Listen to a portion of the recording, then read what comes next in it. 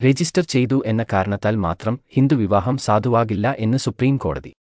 ഹിന്ദു വിവാഹ നിയമപ്രകാരം ഒരു വിവാഹം സാധുവാകണമെങ്കിൽ ഹിന്ദു ആചാരപ്രകാരമുള്ള എല്ലാ ചടങ്ങുകളും നിർബന്ധമായും പൂർത്തിയായിരിക്കണം എന്ന് സുപ്രീം കോടതി. സപ്തപടി പിന്തുടരുന്ന സ്ഥലങ്ങളിൽ പവിത്രമായ അഗ്നിക്ക് ചുറ്റും വരനും വധുവും ഏഴാമത്തെ ചുവട് വെക്കുമ്പോൾ മാത്രമേ വിവാഹം പൂർണ്ണമാകൂ എന്നും കോടതി നിരീക്ഷിച്ചു.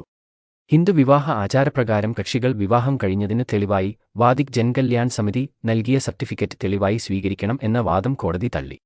വിവാഹത്തിന് പിന്തുടർന്ന ആചാരങ്ങൾ എന്തൊക്കെ എന്നും ഹിന്ദു വിവാഹ നിയമത്തിലെ 7-ാം വകുപ്പ് പ്രകാരമുള്ള കാര്യങ്ങൾ പൂർത്തിയാക്കിയോ എന്നും രേഖപ്പെടുത്താത്ത ഒരു സർട്ടിഫിക്കറ്റ് കൊണ്ട് മാത്രം ഒരു വിവാഹം സാധുവായ ഹിന്ദു വിവാഹമായിരുന്നു എന്ന നിഗമനത്തിൽ എത്താനാവില്ല എന്ന് കോടതി കണ്ടെത്തി.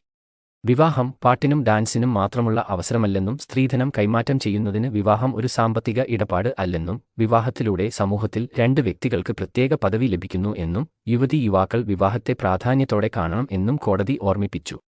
ദി ലോ സെയ്സ് ഒരു നിയമോപദേശക സ്ഥാപനമാണ്. ഞങ്ങളുടെ ലോഗോ സൂചിപ്പിക്കുന്നത് പോലെ നിയമപരമായ കാര്യങ്ങളിൽ ഞങ്ങൾ നിങ്ങളുടെ സുഹൃത്താണ്. നിയമപരമായ എല്ലാ സഹായങ്ങൾക്കും ഉപദേശത്തിനുമായി നിങ്ങൾക്ക് ഞങ്ങളെ ബന്ധപ്പെടാം. Thank you for watching this video. Your friend-in-law will come back with another interesting video. Till then, stay tuned.